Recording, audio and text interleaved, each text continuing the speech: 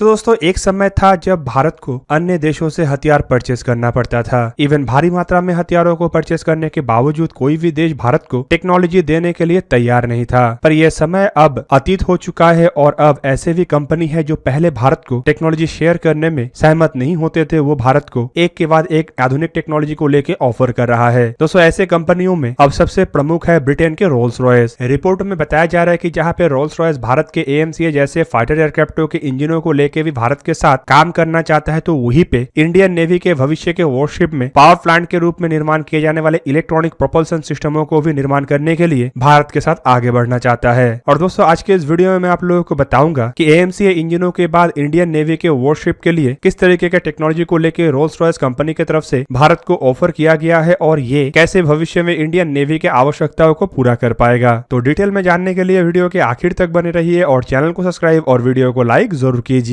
तो दोस्तों हाल ही में यूरेशियन टाइम्स के एक रिपोर्ट में बताया गया है कि ब्रिटेन की कंपनी रोल्स रॉयस, जो कि एरो इंजन, पावर और प्रोपल्सन सिस्टमों को बनाने वाला कंपनी है, वो अब इंडियन नेवी के फ्यूचर फ्लीट के लिए इलेक्ट्रॉनिक वॉरशिप को निर्माण करने के लिए भारत के साथ पार्टनरशिप करने के लिए इंटरेस्टेड है। रिपोर्टों में यह भी बताया जाता है कि इंडियन नेवी के मॉडर्नाइजेशन के रिक्वायरमेंट को पूरा करने के लिए ब्रिटिश कंपनी रोल्स रॉयस के द्वारा कस्टमाइज प्रोपल्सन सिस्टमों को डिजाइन, बिल्ड और डिलीवर करने का इंटरेस्ट को शोकेस किया गया है। और दोस्तों इस तरीके का इंटरेस्ट तब जताया गया जब ब्रिटेन के सबसे बड़े जहाज मतलब aircraft carrier HMS queen Elizabeth Indian ocean में है। और दोस्तों इस तरीके के इंटरेस्ट जताने से पहले रोल्स रॉयस के साथ भारत के एक ऐसा भी समझौता है जिसके तहत रोल्स रॉयस भारत के साथ ज्वाइंट वेंचर में AMCA के इंजनों को भी निर्माण कर सकता है। फिलहाल बताया तो ये भी जा रहा है कि AMCA के इंजनों को निर्माण करने के लिए भारत रोल्स रॉयस के अलावा फ्रांस के सैफ्रॉन और अमेरिका के जनरल इलेक्ट्रिक के साथ भी बातचीत कर रहा है। पर दोस्तों अब सबसे बड़ा बात यह है कि अगर एयरफोर्स के सेक्टर से अलग ही कर दिया जाए तो नेवी के लिए रोल्स रॉयस क्या कर सकता है। रिपोर्ट में बताया जा रहा है कि यूके के carrier strike group currently India के समुद्र में है और इस टूर में रोल्स रॉयस का एक छुपा हुआ एजेंडा भी है और ये एजेंडा है इंडिया के सामने रोल्स रॉयस की तरफ से निर्माण किया गया प्रोपल्सन सिस्टमों का प्रदर्शनी। बेसिकली दोस्तों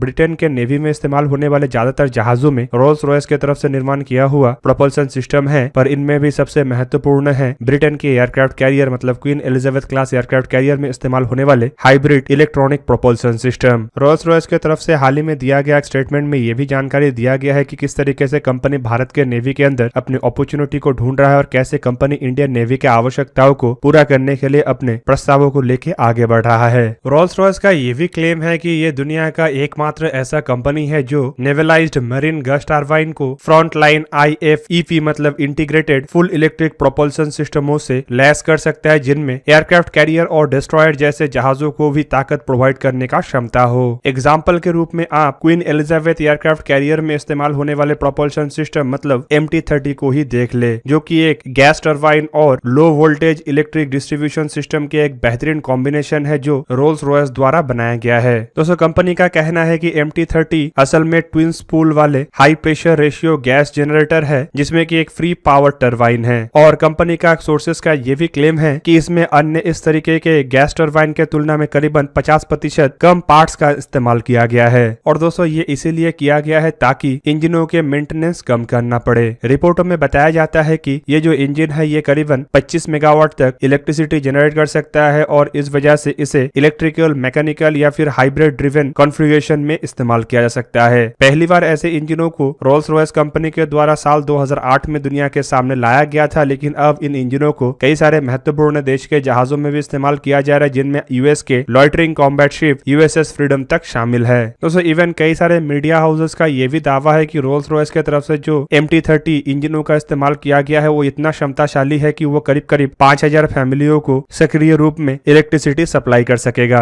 अब बात यह है कि इंडिया की तरफ से अगर इस तरीके के इंजनों को इस्तेमाल किया जाता है तो कौन से जहाजों में इस्तेमाल हो सकता है। दोस्तों सबसे पहले ऐसे सिस्टमों के इस्तेमाल का बात 2009 में उठा था। तब कुछ रिपोर्टों में बताया जाता है कि एडमिरल करमबीर सिंह मतलब इंडियन नेवी के चीफ की तरफ से बताया गया है कि इंडियन नेवी के भविष्य के एयरक्राफ्ट कैरियर में ऐसे हाइब्रिड या फिर इलेक्ट्रॉनिक प्रोपल्सन सिस्टमों का इस्तेमाल किया जाएगा। दोस्तों आपकी जानकारी के लिए बता दूं कि यहाँ पे भविष्य के एयरक्राफ्ट कैरियर मतलब सेकेंड इंडिजीनियस एयरक्राफ्ट कैरियर का बात कहा जा रहा है, जिसे लेके ये भी बताया जा रहा है कि वो INS विक्रांत के तुलना में अधिक बड़ा और करीब करीब 65,000 टन वजन के होगा और साथ ही साथ ये काटोबार एयरक्राफ्ट कैरियर मतलब catapult arrested take off but arrested recovery system वाले एयरक्राफ्ट कैरियर हो सकता है। जबकि दोस्तों इसके बाद खबर खबर ये भी आया कि इंडिया ऐसे एयरक्राफ्ट कैरियर के निर्माण के लिए संभावित अमेरिकी कंपनियों के साथ समझौता कर सकता है, जिनमें वर्जीनिया वेस्ट हंटिंगटन इंगल्स नामक कंपनी का चर्चा भी कई बार हो चुका है। पर अगर रोल्स रॉयस के साथ इंडिया के समझौते को देखा जाए तो जिस तरीके से एक के बाद एक ऑफर को लेकर रोल्स रॉयस की तरफ से आगे आया जा रहा है, उसे देखते हुए तो लग रहा है कि आने वाले समय में रोल्स रॉयस का भी संभावनाएं कम नहीं है। और दोस्तों ये खाली मैं नहीं कह रहा हूँ, बल्कि रोल्स रॉयस इंडिया और साउथ एशिया के प्रेसिडेंट किशोर जयरामन की तरफ से दिया गया एक इंटरव्यू में भी कुछ ऐसे बातों का खुलासा किया गया है जिससे आसानी से आप अंदाजा लगा सकते हैं कि किस तरीके से रोल्स रॉयस अब भारत के प्रमुखतम डिफेंस इक्विपमेंटों के इंजनों के सप्लाई के लिए अपने आप को पेश कर रहा है। किशोर जयरामन ने द प्रिंट को दिए हुए एक इंटरव्यू में बताया कि अगर भारत और रोल्स रॉयस के बीच में कोई पार्टनरशिप होता है तो भारत को इसमें इंटेलेक्चुअल प्रॉपर्टी राइट का भी अधिकार मिलेगा। और दोस्तों माना जा रहा है कि इंटेलेक्चुअल प्रॉपर्टी राइट अब भारत के सबसे प्रमुखतम दावों में से एक है, ताकि इसका इस्तेमाल करते हुए भारत भविष्य में अपना खुद का इंजनों का भी निर्माण कर सके।